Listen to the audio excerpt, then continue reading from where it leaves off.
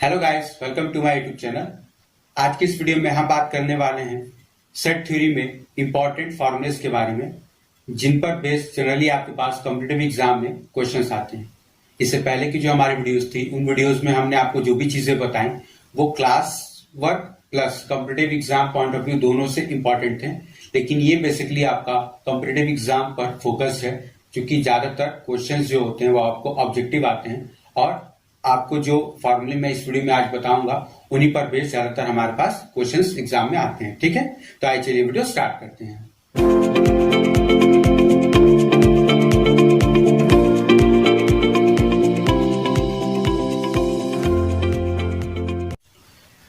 तो देखिए, सबसे पहले हमारे पास जो इंपॉर्टेंट फॉर्मूला आता है उसमें एक लॉ है जिसको कि आपको अलग से बताना जरूरी था, वो है D Morgan's law.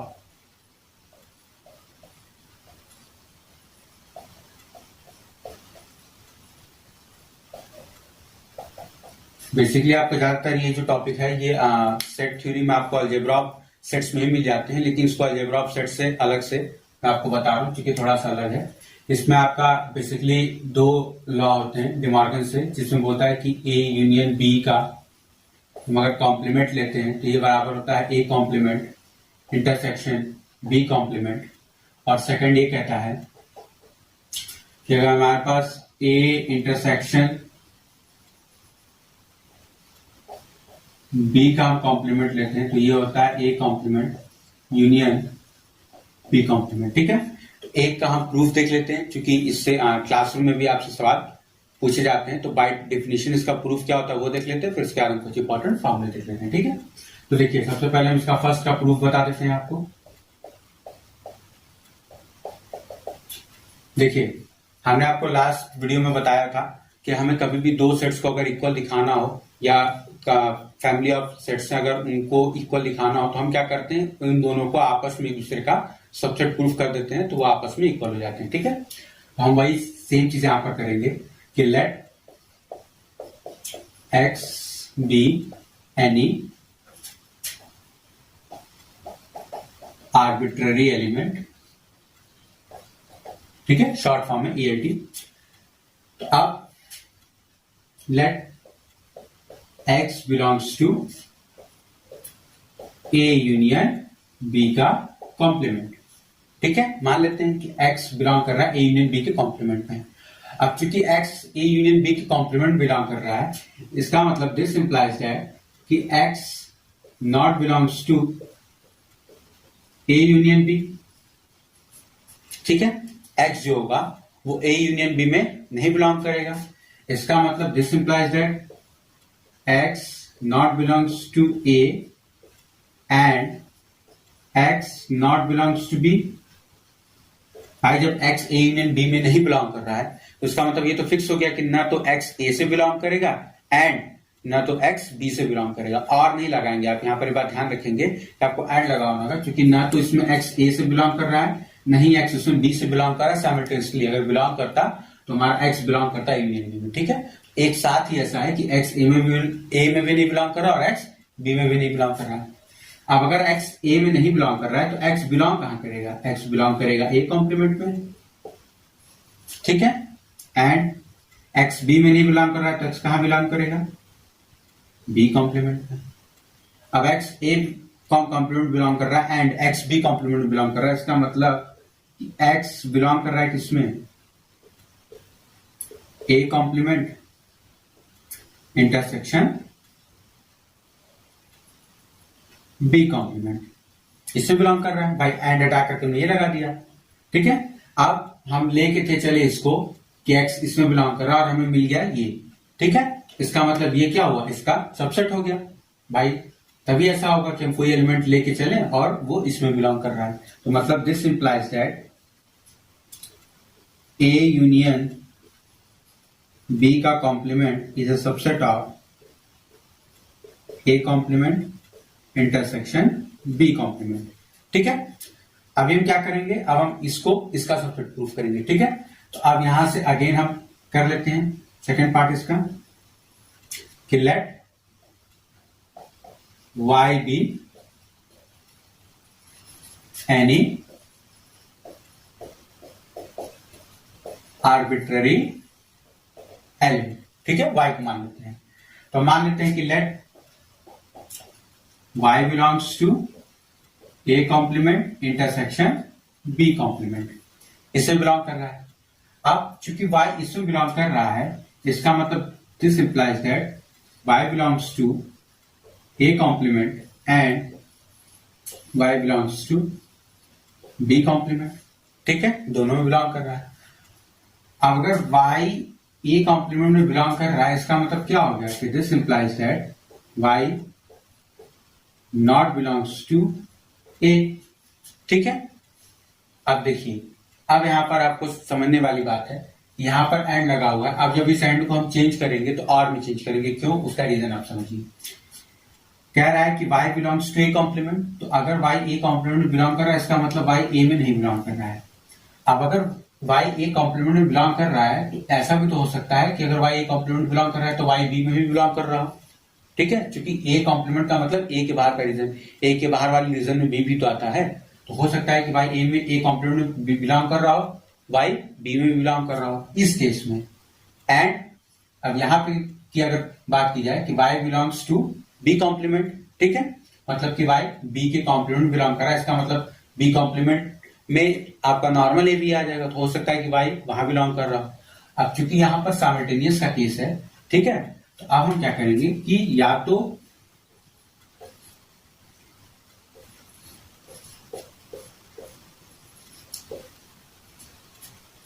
y a से नहीं बिलोंग करेगा या y b से नहीं बिलोंग करेगा, ठीक है।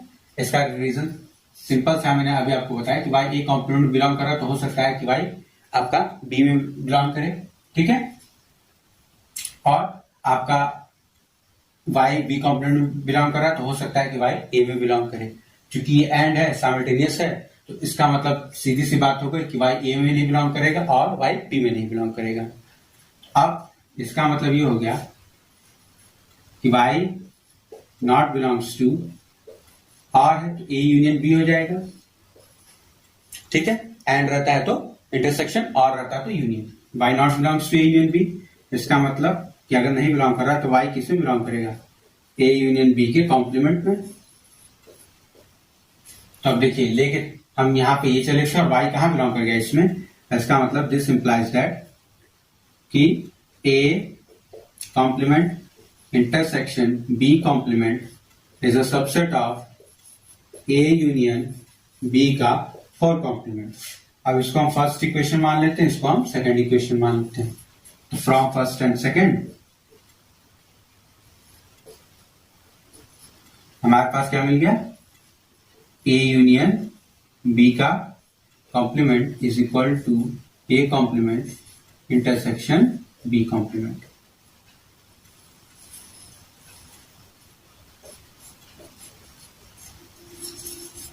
ठीक है,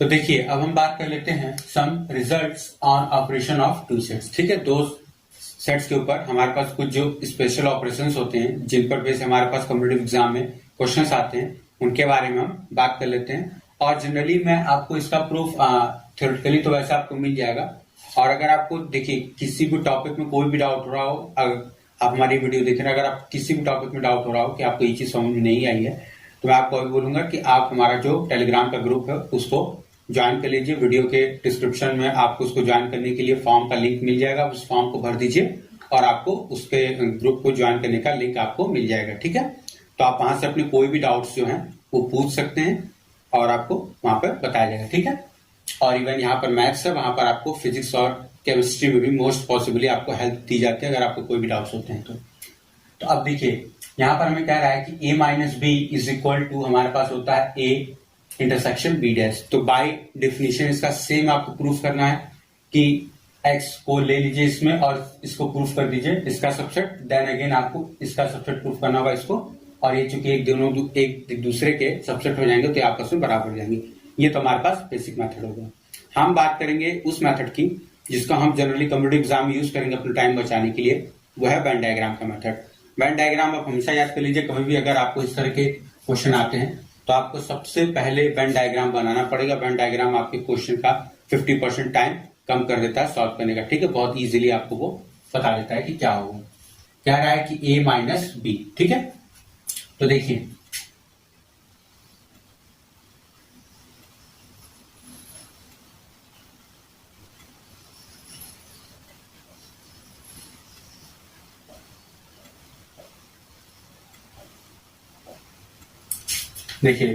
बिना लॉ ऑफ या प्रिंसिपल ऑफ जनरेटिविटी के लॉस के हम ये चीज लिख सकते हैं। ठीक है, अब सवाल ये आता है कि प्रिंसिपल ऑफ जनरेटिविटी क्या होता है, loss of principle of generativity. तो देखिए हर वो चीज जिसको हम बिना स्पेसिफिकली बोले एक कॉमनली रूप से बोल सकते हैं कि हाँ ये चीज तो अमूमन होती है, उसी को principle of loss of generativity बोल सकते हैं कि मतलब वो प्रिवेंट करता है कि आप कोई भी चीज अमूमन जो बोलते हैं वो पॉसिबल है। वही चीज आपको लिया जा रहा है कि ए और बी अगर हमारे पास दो सेट्स हैं तो नॉर्मली पॉसिबल है कि इनके बीच में कुछ ना कुछ एलिमेंट्स कॉमन होंगे।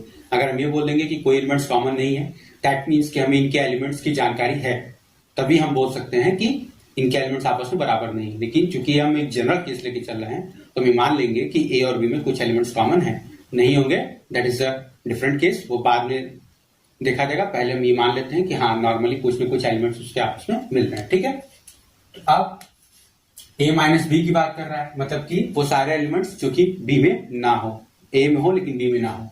तो देखिए यही वो रीजन होगा इंटरसेक्शन वाला जहां पर आपके वो एलिमेंट्स आएंगे जो कि a और b में दोनों में कॉमन हो। तो अगर हम a में से ये रीजन घटा दें तो हमारे पास a माइनस बी हो जाएगा, दैट इज दिस रीजन। ठीक है, अब कह रहा है कि ये बराबर है हमारे पास a इंटरसेक्शन b कॉम्प्लीमेंट या बी डैश। तो देखिए ये आपका जो रीजन है अंदर वाला, इसको अगर मैं बी मान लू, ठीक है, तो बी के बाहर वाला जो पूरा एरिया होगा वो क्या होगा, बी कॉम्प्लीमेंट होगा।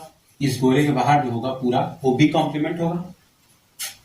अब इस बी कॉम्प्लीमेंट में और ए में जो कॉमन रीजन मिलेगा वो क्या मिलेगा, देखिए ए के बाहर तो ये भी पूरा रीजन है जो कि बी कॉम्प्लीमेंट में है, ये पूरा रीजन है। ठीक है, इस बी कॉम्प्लीमेंट में और इस ए में जो कॉमन रीजन मिलेगा वो क्या मिलेगा, यही रीजन मिलेगा, ये शेप वाला। ठीक है, यही शेप आपको मिलेगा जो कि ए में और बी कॉम्प्लीमेंट में कॉमन हो। तो यही चीज आपका कह रहा है कि that is A minus B is equal to A intersection B complement हमारे पास होता है। ठीक है, सिंपल सी बात है। अब उसके बाद कह रहा है कि B minus A is equal to B intersection A complement है। सिंपल सी बात है कि आपका ये वाला रीजन हो जाएगा। ठीक है, वाइस वर्सा का केस है। अब उसका कह रहा है कि अगर a minus B is equal to A है देन दिस इंप्लाइज दैट कि a intersection b is equal to 5, मतलब कि अगर ऐसा है तो a और b म्यूचुअली डिसजॉइंट सेट्स होंगे। म्यूचुअली डिसजॉइंट सेट्स का मतलब ये होता है कि वो दो सेट्स जिनमें आपस में कोई भी एलिमेंट्स कॉमन ना हो। ठीक है, कह रहा है कि a minus B is equal to A. देखिए अब अगर हम a minus B is equal to A की बात करें, अगेन हम इस फिगर से अगर समझना चाहें,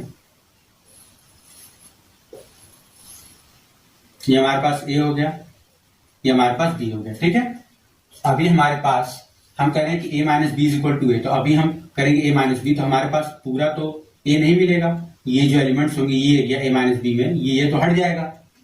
तो हमें अगर a minus B is equal to A पाना मतलब हमारे पास ये एरिया भी आना चाहिए उसमें।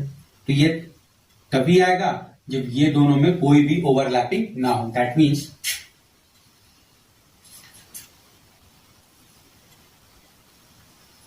ऐसे हो जाए।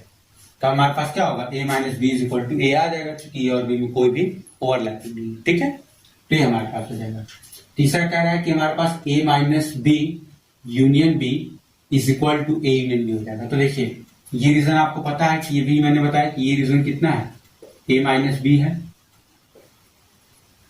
ठीक है, अब इस a माइनस बी का b से यूनियन ले लिया, b आपका पूरा ही है सर्किल।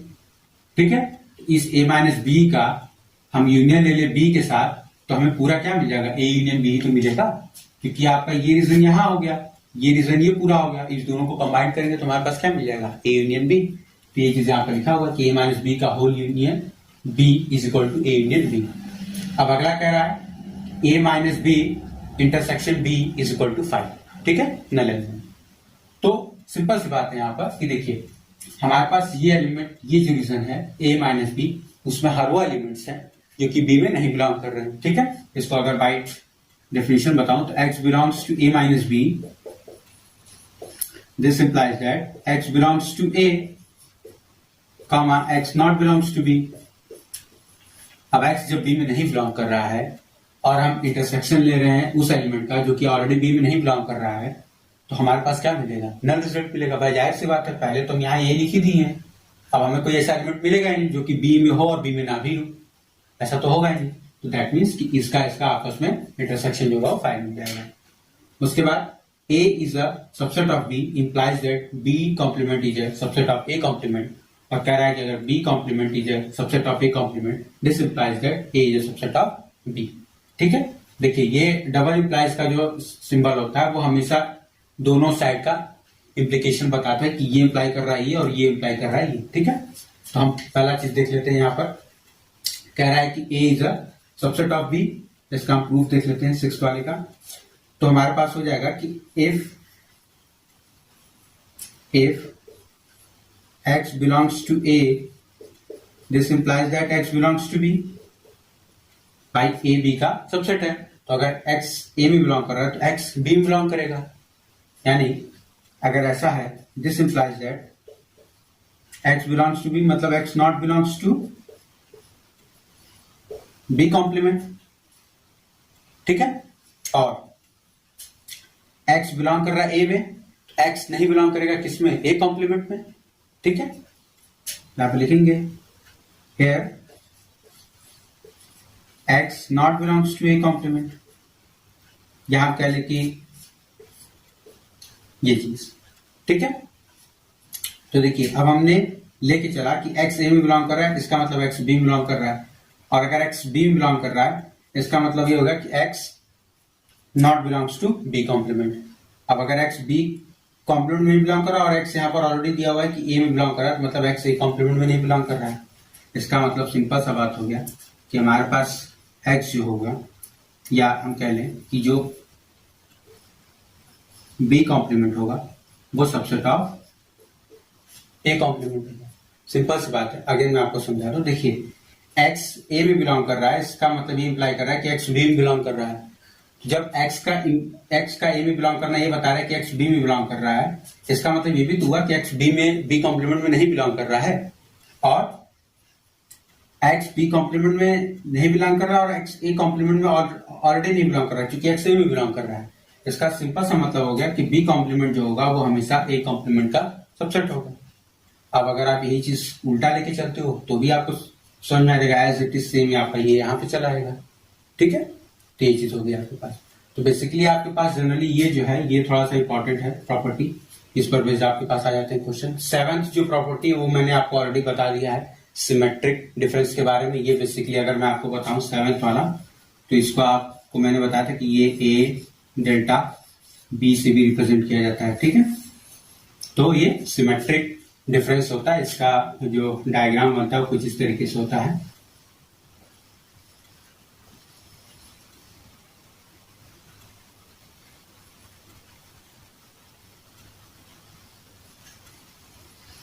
ये रीजन जो है डार्क वाला ये नहीं लेते हैं। ठीक है, ये आप ध्यान रखेंगे कि ये जो डार्क रीजन है A इंटरसेक्शन B वाला उसको हम नहीं लेते, बाकी हम पूरा रीजन ले लेते हैं। तो ये हमारे पास A डेल्टा B या सिमेट्रिक डिफरेंस ऑफ 2 सेट्स हो जाता है। ठीक है, अभी हम बात कर लेते हैं, ये तो हमारे पास 2 सेट्स का हो गया। अब हम बात कर लेते हैं basic operation based on 3 sets. ठीक है,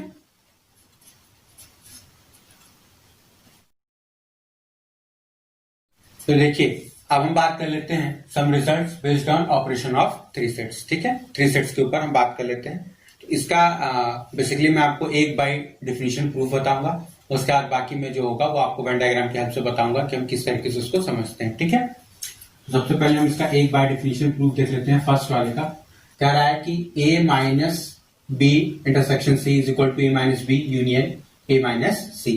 ठीक है, तो देखिए इसको याद करने का बड़ा ही आसान सा तरीका है, वो ये है कि हम जब भी माइनस को अंदर लेके जाते हैं तो अगर सेट में कोई भी ऑपरेशन हो रहा होता है बेसिक यानी यूनियन या इंटरसेक्शन, तो अगर हम माइनस अंदर लेकर के जा रहे हो तो यूनियन चेंज हो जाता है इंटरसेक्शन में और इंटरसेक्शन चेंज हो जाता है यूनियन में।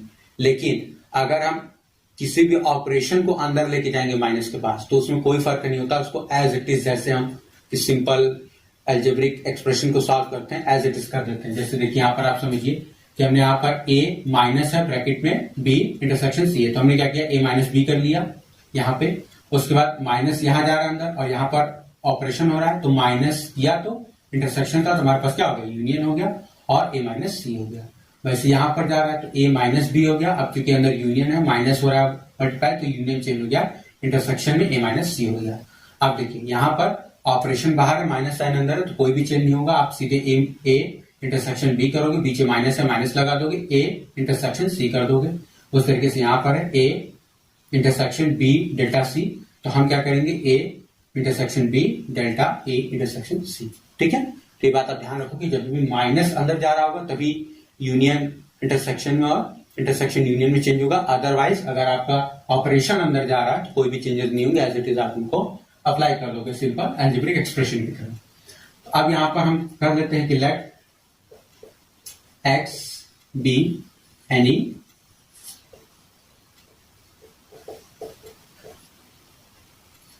Arbitrary element. ठीक है, तो मान लेते हैं कि let x belongs to a minus b intersection c। ठीक है, अल्टीमेटली आपको ध्यान ये रखना है कि हमेशा हम क्या करेंगे, इसको इसका सबसेट प्रूफ करेंगे, इसको इसका सबसेट प्रूफ करेंगे, अगर वो दोनों एक दूसरे के सबसेट हो गए तो आपस में बराबर देंगे। ठीक है, तो अब हम क्या करेंगे कि देखिए x बिलोंग कर रहा है इसमें, इसका मतलब this implies that x belongs to a comma x not belongs to b intersection c।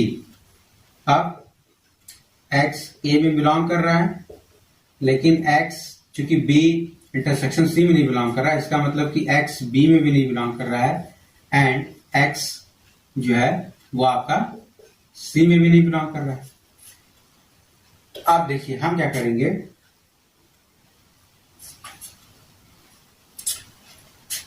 यहां पर समझने वाली बात है कि हम b इंटरसेक्शन c में नहीं बिलोंग कर रहा है, इसलिए हमने साइमल्टेनियसली लिया हुआ है कि x ना तो इससे बिलोंग कर रहा है ना तो इसमें, क्योंकि जब भी कॉमनली होगा तभी, क्योंकि b इंटरसेक्शन c में वही एलिमेंट्स होगी जो कि दोनों में कॉमन हो, तो इसलिए हमने यहाँ पर अभी एंड लगाया हुआ है। ठीक है, अब x बिलोंग कर रहा है a में, लेकिन x बिलोंग नहीं कर रहा है b में, तो हम इसको एक साथ अगर लिखें तो x belongs to a comma x not belongs to b। ठीक है, अब देखिए x a में बिलोंग कर रहा है, हम अब क्या कर रहे हैं कि इस a और इस b को एक साथ कर रहे हैं और फिर एक बार इस a और इस c को एक साथ कर रहे हैं।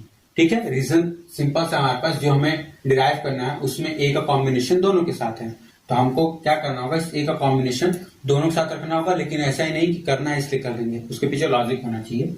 तो सिंपल से यहाँ पर लॉजिक है कि x a में बिलोंग कर रहा है लेकिन x b में नहीं बिलोंग कर रहा और x c में नहीं बिलोंग कर रहा है, तो हमने क्या किया कि x belongs to a, x not belongs to b, और x belongs to a, x not belongs to c। देखिए अब सवाल यह आएगा कि हमने यहां पर और क्यों लगाया, ठीक है, एंड क्यों नहीं लगाया हुआ है। उसका रीजन सिंपल सा ये है कि अगर ये चीज फॉलो हो रहा है, ठीक है, दोनों में से अगर कोई भी एक चीज ब्रेक होगा तो हमारा जो पहला वाला लॉ है ये होल्ड करेगा, जो हमने पहले उससे पहले स्टेटमेंट लिखा हुआ है ये होल्ड करेगा, क्योंकि अगर ये ब्रेक होता है तो x यहाँ पे तो a से बिलोंग ही कर रहा है, x यहाँ पर c से नहीं बिलोंग करेगा। ठीक है, अगर ये ब्रेक होता है तो ये हमारे पास ऑलरेडी होल्ड कर रहा है कि x a में बिलोंग कर रहा है और x b में नहीं बिलोंग कर रहा है। ठीक है, तो हमारे पास जो एम था वो यही था कि x बिलोंग नहीं करना चाहिए b इंटरसेक्शन c में। अल्टीमेटली हमारे पास चीज वही आएगी कि एक में x a में बिलोंग करेगा जो कि एज इट इज हमारा यहाँ कर रहा था, दूसरे में हमारा b में नहीं बिलोंग करेगा या c में नहीं बिलोंग करेगा। ठीक है, तो अब इस चीज को हम क्या लिख सकते हैं, x belongs to a minus b। ठीक है, a बिलोंग कर रहा है b में नहीं बिलोंग कर रहा, और x belongs to a minus c।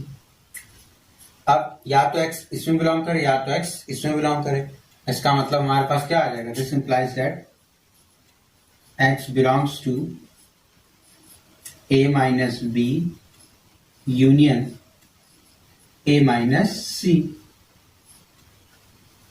ठीक है, इसमें बिलोंग करना चाहिए, तो हम लेके चले थे x इसमें, x बिलोंग कर गया इसमें, इसका मतलब हो गया this implies that A minus B intersection C is a subset of A minus B union A minus C. अब इसी तरीके से सिमिलरली आप y ले लीजिए एक एलिमेंट और उसको बिलोंग करवा दीजिए, तो आपका हो जाएगा, तो सिमिलरली आपका हो जाएगा A minus B union A minus C is a subset of A minus B intersection C. अब ये इसका सबसेट हो गया, ये इसका सबसेट हो गया, यानी दिस इंप्लाइज दैट कि A minus B intersection C is equal to A minus B union A minus C.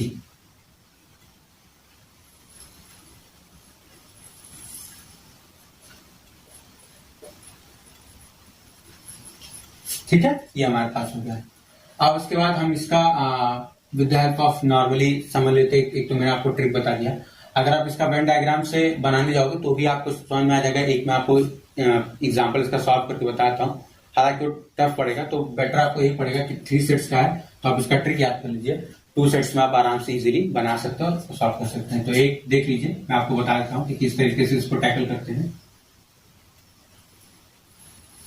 Again देखिए, law of principle of generality जो होगा हम उसको होल्ड कराएंगे, मतलब कि हम जनरली ये नहीं बोलेंगे कि हाँ इसमें कोई ना कोई एलिमेंट्स नहीं बिलोंग कर रहा है। ठीक है, हम सब में मान लेंगे कि सब में कुछ ना कुछ कॉमन है, सब में एक दूसरे से कोई ना कोई एलिमेंट्स हमारे पास मैच कर रहे हैं, तो हमारे पास ए बी सी हो गया बेसिकली। ठीक है, अब क्या है कि हमारे पास A intersection B minus C is equal to A intersection B minus A intersection C. तेरा ए का इंटरसेक्शन निकालना है बी माइनस सी से, तो बी में से सी का एलिमेंट निकालेंगे तो ये सारे एरिया हमारे पास बच जाएंगे। ठीक है, ये पूरा बच जाएगा हमारे पास। अब इसमें और ए में इंटरसेक्शन की बात कर रहा है, इस ए वाले में और इस जो एरिया हमने निकाला है ये, इसमें जो कॉमन रीजन मिलेगा वो यही मिलेगा। ठीक है, ये रीजन आपको कॉमन मिलेगा इसमें ए में और बी माइनस सी के इंटरसेक्शन में।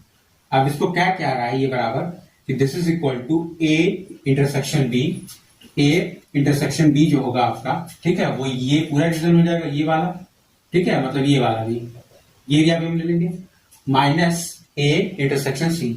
हमारे पास ए इंटरसेक्शन सी वाला जो एरिया होगा वो ये पूरा हो जाएगा, ये पूरा हो जाएगा यहां तक। अगेन ये वाला रीजन आ जाएगा। तो अब हमारा उससे पहले वाले में जो रीजन आ रहा था, इस वाले में जब हमने एलएचएस लिया हुआ था वो केवल ये रीजन आ रहा था, और अभी हमने जो लिया है वो ए इंटरसेक्शन बी ये आ गया और ए इंटरसेक्शन सी ये आ गया। तो हमें करना क्या है, ए इंटरसेक्शन बी में से ए इंटरसेक्शन सी माइनस करना है। इस पूरे में से जब हम ये एरिया माइनस करेंगे तो ये जो कॉमन रीजन है ये हट जाएगा, ये रीजन शेडेड वाला जो पोर्शन है वो हट जाएगा। अब चूंकि हम ए इंटरसेक्शन भी पहले रखें, इसका मतलब ये ऊपर वाला हमारे पास रीजन आएगा, तो अगेन जो हमारे पास एलएचएस में पहले रीजन आ रहा था वही हमारे पास ऊपर वाले में बच जाएगा। ठीक है, तो ये वेन डायग्राम की हेल्प से आपको मैंने समझाया कि किस तरीके से हम 3 सेट्स में इसको अप्लाई करते हैं। ठीक है, उसी तरीके से हमारे पास सिंपली यहाँ पर हो जाएगा। अगेन हमारे पास ये जो डेल्टा का सिंबल है ये सिमेट्रिक डिफरेंस बता रहा है, तो आपको इसमें कुछ नहीं करना है, वही सेम चीज अप्लाई करनी है 3 सेट को लेकर के। ठीक है,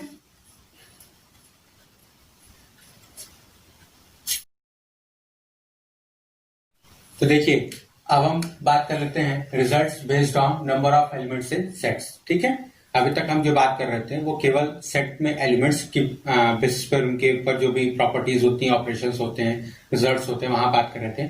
अब हम बात करेंगे नंबर्स के ऊपर। ठीक है, हमें टाइप से नहीं मतलब है, मतलब कि कौन सा वो सेट है, हमें मतलब इससे कि उसमें नंबर ऑफ एलिमेंट्स कितने हैं। ठीक है, तो सबसे पहला हमारे पास आ जाता है N of A union B is equal to होता है N A plus N B minus N of A intersection B. अब बहुत दफा आपके अगर आप बेसिक अभी स्टार्ट कर रहे हो सेट पढ़ना, तो आपके दिमाग में आएगा कि हम ये चीज क्यों कर रहे हैं। तो देखिए इसका मैं आपको एक सिंपल मेथड बता देता हूँ क्यों ऐसा होता है बार बार। जब भी आप ए यूनियन बी लगाते हो तो आप उसको माइनस करते हो, क्योंकि हम यहाँ पर जो बात कर रहे हैं, ठीक है, तो आप ध्यान दीजिएगा ए और बी जो भी हैं वो फाइनाइट सेट्स की बात करें। ठीक है, ए बी सी जो भी हैं वो सभी सभी फाइनाइट सेट्स हैं। अब हमारे पास होता क्या है कि जब भी हम N of A union B निकालते हैं तो ये पूरे के बारे में बात करते हैं, ये पूरा रीजन। जब भी हम पूरा रीजन कवर करते हैं, चूंकि हम नंबर की बात कर रहे हैं, तो जब भी हम ए यूनियन बी सेट में लिखते हैं तब तो हम एक ध्यान देते हैं कि कोई भी एलिमेंट रिपीट ना हो। लेकिन जब भी हम नंबर की बात करेंगे तो हमें वहां पे एलिमेंट्स से तो मतलब है नहीं, हम सीधा सीधा देख लेंगे कि ए में 4 एलिमेंट्स हैं तो 4 लिख देंगे, बी में 4 एलिमेंट्स हैं तो एन बी बराबर 4, और एन ए में 4 है तो एन ए बराबर 4 हम लिख देंगे। हम ये ध्यान ही नहीं देंगे कि उस 4 में से 3 मैच कर रहे हैं एक दूसरे से, ठीक है, हम सिंपल नंबर लिख देंगे। तो होता क्या है कि जब भी हम एन ए यूनियन बी निकालते हैं तो जब हम ए यूनियन बी का सेट बनाएंगे तो 3 हमारे पास मैच कर रहे हैं, एक जो सेट ए में से आएगा एक्स्ट्रा वो लिख लेंगे, एक जो बी में से आएगा वो लिख लेंगे, टोटल हमारे पास 5 ही हुए।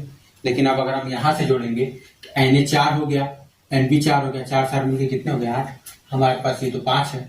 अब सवाल ये आता है कि एक्स्ट्रा एलिमेंट जो आएंगे वो कैसे घटते हैं, तो वो एक्स्ट्रा एलिमेंट्स वही आते हैं क्योंकि दोनों में कॉमन होते हैं और दोनों की काउंटिंग 2 बार जाती है। जैसे यहाँ पर 3 एलिमेंट्स ऐसे हैं जो कि रिपीट होंगे, ठीक है, क्योंकि आपका ए में भी काउंट हो जा रहा है और बी में भी काउंट हो जा रहे हैं। तो हम क्या करते हैं कि उन्हीं एलिमेंट्स को घटाते हैं। तो उन एलिमेंट्स कॉमन एलिमेंट्स को घटाने का सबसे अच्छा तरीका यही कि दोनों के बीच का इंटरसेक्शन ले लें और एक बार उसको माइनस कर दें, ठीक है। तो हम क्या करेंगे कि जब ए की काउंटिंग करेंगे, बी की काउंटिंग करेंगे, ये रीजन 2 बार आएगा हमारे पास, ठीक है। एक बार जब ए लेंगे, एक बार जब बी लेंगे, तो ये रीजन जो 2 बार आ रहा है उसमें से हम एक बार इसको घटा देंगे। तो वही चीज हमने सिंपल यहाँ पे किया कि N A plus N B minus N intersection B, ठीक है।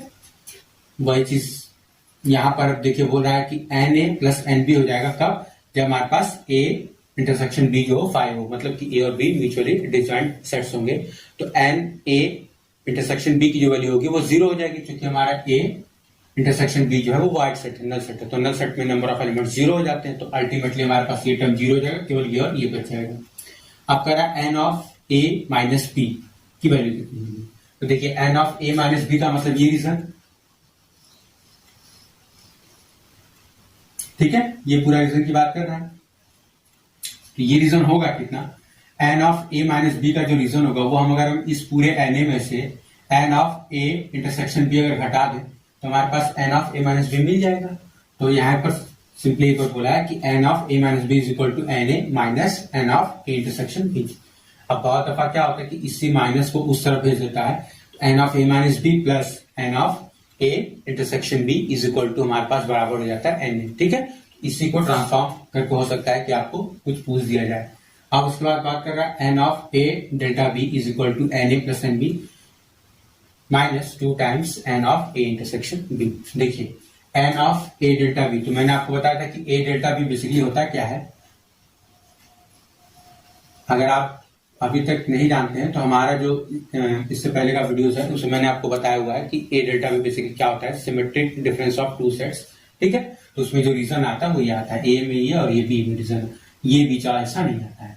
तो अब हम जो यहाँ पर कर रहे थे N of A union B, इसमें हम एक बार घटा रहे थे, लेकिन जब हम यहाँ पे करेंगे N of A delta B तो 2 बार घटाएंगे। क्यों? क्योंकि हमें ये रीजन चाहिए ही नहीं। यहाँ पर क्या था कि हमें एक बार चाहिए लेकिन 2 बार आ जा रहा था, ठीक है, इसलिए हम एक बार घटा रहे थे।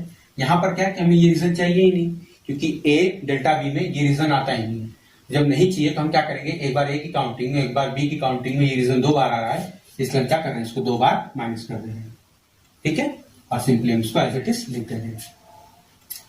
अब उसके बाद बोल रहे हैं N of A union B union C, ठीक है। तो ये आपका ट्रिपल ऑपरेशन है। तो आप क्या करोगे, 2 सेट को एक सेट मान लोगे और अप्लाई वो करोगे, तो आप जो भी चीजें आएंगी उनको जब भी आप एक्सपेंड करोगे आपको ये पूरी चीज मिल जाएगी, ठीक है। इंपॉर्टेंट इसमें क्या, number of elements in exactly 2 of sets A B and C. अच्छा, एक बात आप ध्यान देंगे कि ये जो है N of A delta B, इसको बहुत दफा इस तरीके से पूछा जाता है कि number of elements in exactly 1 of set A और बी, ठीक है, number of elements in exactly 1 of the sets A and B. तो उसमें आपको यही सेम चीज पूछी जाती है। तो अगर आपको वो वर्ड्स में पूछ दिया जाता है तो उसका भी सही मतलब होता है, क्योंकि यहाँ पर आप जो भी एलिमेंट बताओगे वो दोनों में कोई कॉमन नहीं है, ठीक है, ये केवल ए में है, ये केवल बी में है। तो number of elements in exactly 1 of the sets A and B, तो वो भी आप उसके लिए ये वाला फॉर्मूला लगाओगे, ठीक है। अब number of elements in exactly 2 of sets A B and C, तो यहां पर क्या होगा कि आप देखिए 3 सेट का अगर मैं आपको एग्जांपल दूं,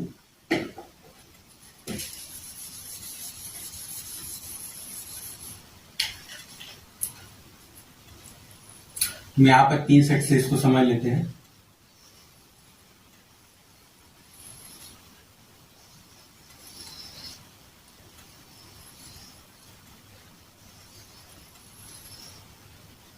ए बी सी, ठीक है, करा इन एग्जैक्टली 2 सेट्स। तो आप ध्यान देंगे कि ये कॉमन रीजन जो है ये तीनों में आ रहा है। इसको छोड़ करके हमारे पास जो भी रीजन होगा वही होगा, ठीक है। इस शेडेड रीजन को छोड़ दें तो हमारे पास वो जो भी एलिमेंट्स होगा वो वही होगा जो कि एग्जैक्टली 2 ऑफ द सेट्स में होंगे। ये रीजन होगा तो बी और सी में होगा, ये रीजन होगा तो ए और सी में होगा, ये रीजन होगा तो हमारे पास ए और बी में होगा, ठीक है। तो हम करेंगे क्या, इसमें जो ए और बी में एलिमेंट्स आ रहे हैं उनका नंबर ले लेंगे, that is N of A intersection B. उसके बाद बी और सी में जो आ रहे हैं उनको ले लेंगे, उसके बाद ए और सी में जो आ रहे हैं उनको ले लेंगे। आज जब भी हम ऐसा करेंगे तो ए इंटरसेक्शन बी में ये रीजन आ जाएगा, बी इंटरसेक्शन सी में भी ये रीजन आ जाएगा, ए इंटरसेक्शन सी में भी ये रीजन आएगा। तो ये रीजन कितनी बार आया टोटल, 3 बार, ठीक है। और हमें चाहिए कितना, एग्जैक्टली इन्हीं की वैल्यू चाहिए। तो ये चूंकि 3 बार एक्स्ट्रा आ रहा है तो हम 3 बार एक्स्ट्रा घटा देंगे। सिंपल, यहाँ पर -3 times N of A intersection B intersection C, ठीक है, सिंपल सी चीज है। अब उसके बाद क्या रहा है, number of elements in exactly one of sets A B and C. देखिए यहाँ पर मैं 2 की बात कर रहा था, अब यहाँ पर 3 की बात कर रहा हूँ। तो 3 की जब हम बात करेंगे तो देखिए 1 की बात कर रहे हैं तो अब हमारे पास केवल ये रीजन आता है, या तो ये रीजन होना चाहिए या तो ये रीजन होना चाहिए, ठीक है, या तो केवल ये रीजन होना चाहिए, ठीक है। ये रीजन भी अब चले गए, ठीक है आपसे। तो आप ये रीजंस इंक्लूड ना हो इनके लिए हम क्या करेंगे, तो देखिए सबसे पहले हमने सिंपली सबको ऐड कर दिया है, N A plus N B plus N C, ठीक है। अब जब भी हम एन ए को लेंगे तो इसमें आपका ये जो रीजन है ए इंटरसेक्शन बी वाला वो आएगा। उसके बाद जब भी हम बी को लेंगे तो आपका अगेन ए इंटरसेक्शन बी वाला ये जो कॉमन रीजन है ये आएगा। तो ये आपका कितनी बार आया, 2 बार आया। अब आप ध्यान ये भी देंगे कि जब आप इसको 2 बार घटाओगे, क्योंकि हमें एग्जैक्टली 1 चाहिए, 2 बार घटाओगे तो आपका ये कॉमन वाला जो रीजन है ये भी 2 बार घटेगा, ठीक है, जो कि तीनों में कॉमन है।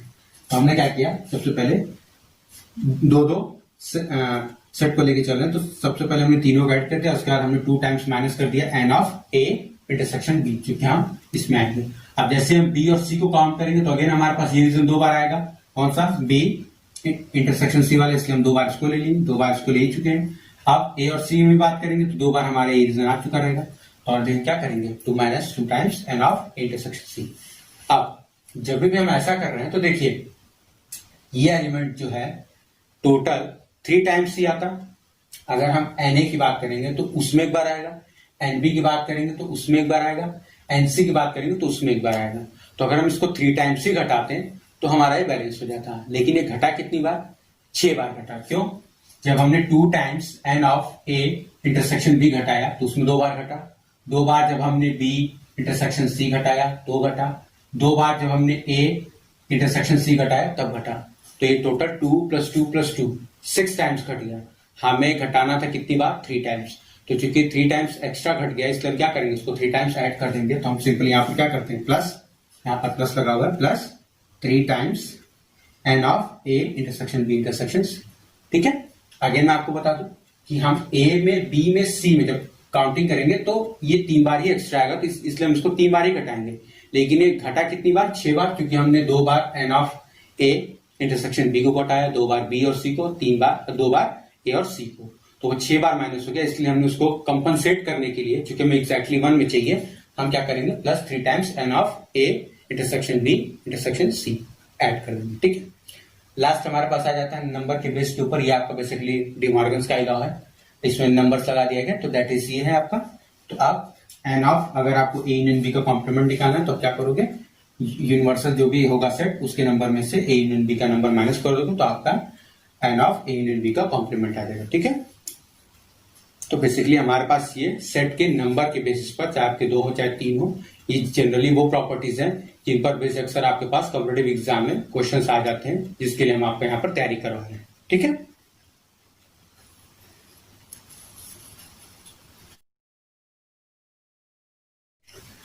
तो देखिए आज के वीडियो में इतना ही। आज के वीडियो में बेसिकली सेट थ्योरी में जो भी आपके टॉपिक्स होते हैं पढ़ाने के लिए, और चाहे आपका प्रॉपर्टीज हो, ऑपरेशंस हो, आपके अलजेब्रिक जो भी चीजें होती हैं, वो सारा कुछ मैंने आपको बता दिया है। अब जो हमारी नेक्स्ट वीडियो आएगी उसमें मैं आपको कुछ इंपॉर्टेंट क्वेश्चंस बताऊंगा जो कि इस साल आपके कॉम्पिटिटिव एग्जाम में आने के चांसेस हैं।